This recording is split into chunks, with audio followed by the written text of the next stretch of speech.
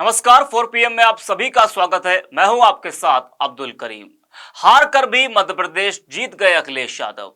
अखिलेश यादव ने अपने प्रदर्शन से सभी को हैरान कर दिया। जी हां, 4 राज्यों में हुए विधानसभा चुनाव में बीजेपी ने 3 राज्यों पर अपना कब्जा जमाया और तेलंगाना में कांग्रेस ने जीत हासिल की। बता दें कि मध्य प्रदेश, राजस्थान, छत्तीसगढ़ में बीजेपी तो वही तेलंगाना में कांग्रेस ने जीत हासिल की। वही मध्य प्रदेश में अखिलेश यादव ने भी खूब अपनी साइकिल दौड़ाई।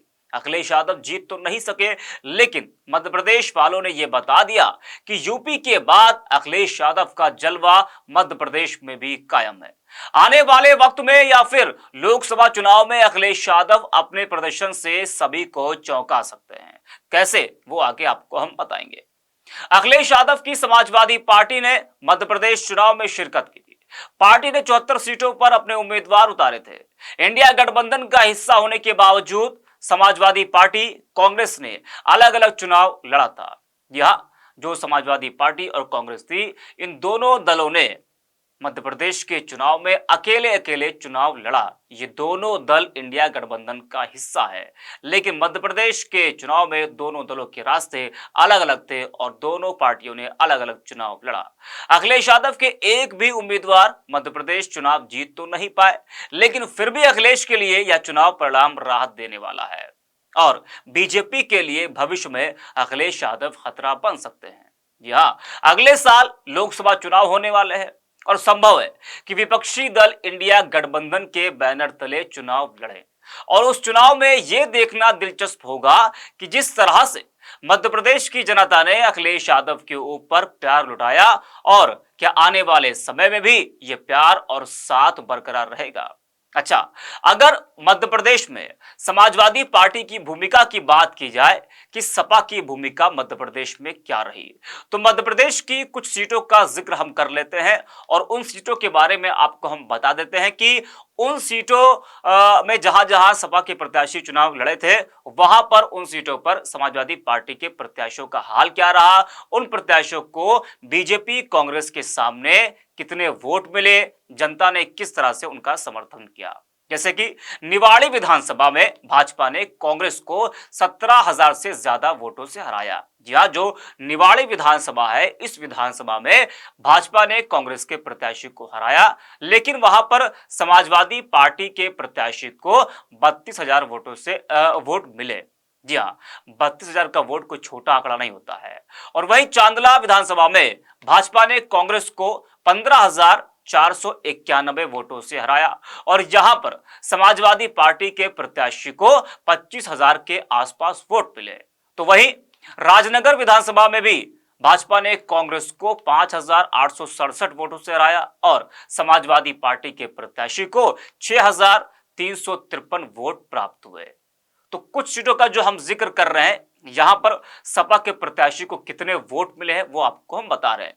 इससे यह साफ होता है कि भले ही मध्य प्रदेश में सपा एक भी सीट ना जीत सकी हो, लेकिन उसने अपनी छाप तो छोड़ी ही है और भाजपा समेत कई दलों को यह बता दिया है कि सपा सिर्फ यूपी तक ही सीमित नहीं है साहब, जलवा बाकी राज्यों में भी है, भले जीत हासिल ना हुई हो। जी हाँ, ये लोकतंत्र है, चुनाव है, जीत हार तो लगी रहती है, कोई जीतता है कोई हारता है। जरूरी नहीं कि जो है सभी दल जो चुनावी मैदान में है वो जीत जाए और इस चुनाव में एक पार्टी की जीत होती है, बाकियों की हार होती है, यही होता है। वह अगर जतारा विधानसभा सीट की बात करें तो यहां पर कांग्रेस जितने मतों से भाजपा से हारी है और उससे कहीं अधिक वोट समाजवादी पार्टी के प्रत्याशी को हासिल हुए हैं। अब आप सोचिए कि जो ये जतारा विधानसभा सीट है, यहां पर कांग्रेस जितने वोटों से हारी है उससे अधिक वोट जो है सपा के प्रत्याशी को यहां पर मिले हैं। तो अब आप समझ सकते हैं कि समाजवादी पार्टी के प्रत्याशियों को मध्य प्रदेश की जनता ने किस तरीके से प्यार दिया है और उन प्रत्याशियों का समर्थन किया है। कुल मिलाकर एक भी सीट मध्य प्रदेश में हासिल न होने के बावजूद अखिलेश यादव के लिए चुनाव परिणाम फिलहाल राहत देने वाले हैं और भविष्य के लिए रोशनी दे रहे हैं। कांग्रेस ने मध्य प्रदेश चुनाव में अपना पूरा जोर लगा दिया था। अगर यह कहा जाए कि अति आत्मविश्वास के चलते पार्टी को हार का सामना करना पड़ा तो कोई गलत नहीं होगा। जी हाँ, कांग्रेस का जो ये ओवर कॉन्फिडेंस अगर कहा जाए तो ये भी गलत नहीं होगा, जिसकी वजह से मध्य प्रदेश समेत छत्तीसगढ़, राजस्थान में पार्टी को हार का सामना करना पड़ा। वहीं मध्य प्रदेश में समाजवादी पार्टी के प्रदर्शन पर अखिलेश यादव क्या बोले हैं वो भी आपको हम बताते हैं।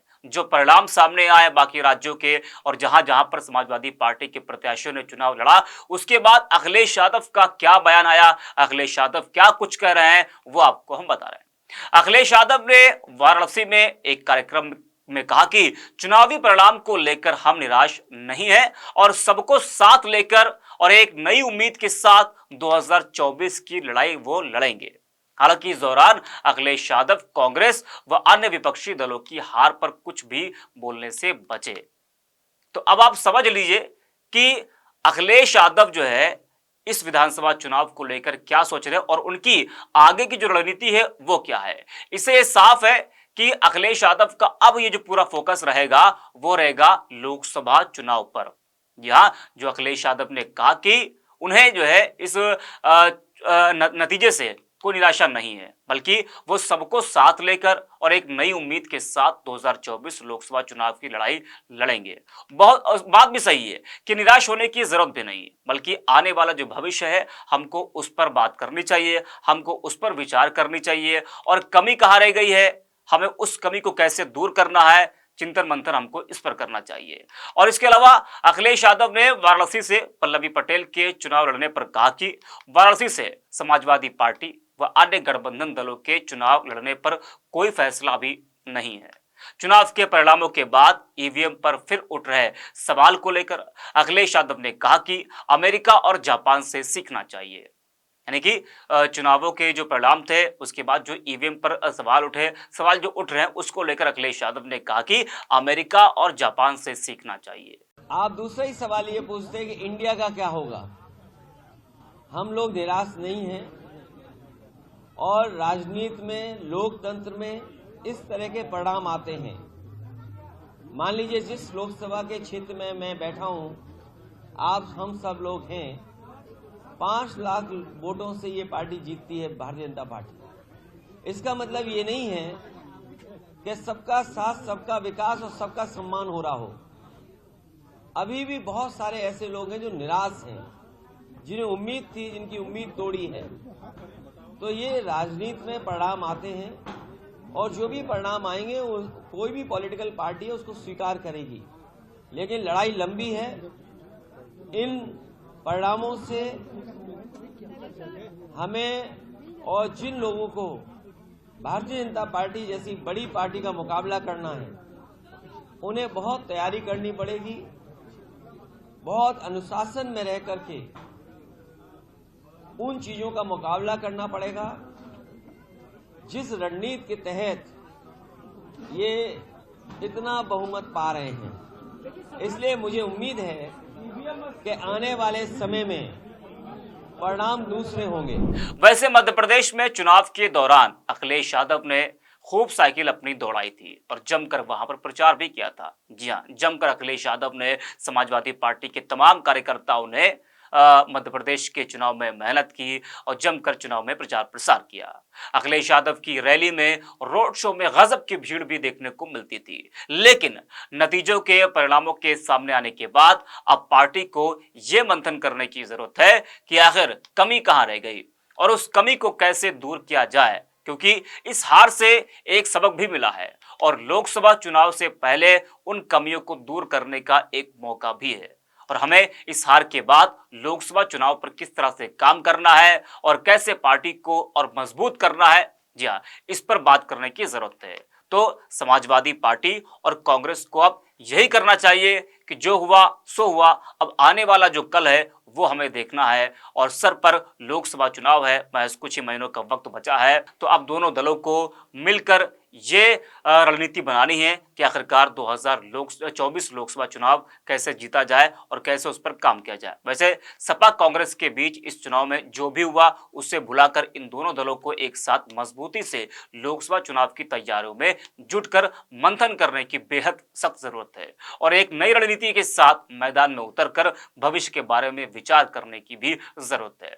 वैसे आपको ध्यान होगा मध्य प्रदेश चुनाव के दौरान अखिलेश यादव ने एक बयान दिया था और कहा था कि मैं यह बात स्वीकार करता हूं कि हम इंडिया गठबंधन में हैं।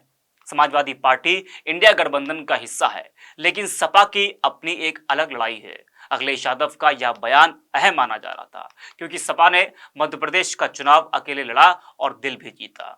तो अब इन दोनों दलों को यह सोचना चाहिए कि हमें लोकसभा चुनाव कैसे लड़ना है और किस तरह से हमको फतह करना है। बाकी मध्य प्रदेश चुनाव में जो परिणाम सामने आए वो आपको हमने बताए। जिस तरीके से हमारी टीम ने जो काम किया और लगातार आप तक एक एक अपडेट इन चारों राज्यों के पहुंचाए। जी हाँ, और आप सब ने भी सपोर्ट किया और ऐसी तमाम वीडियोस को देखने के लिए आप लगातार 4 PM के साथ बने रहे।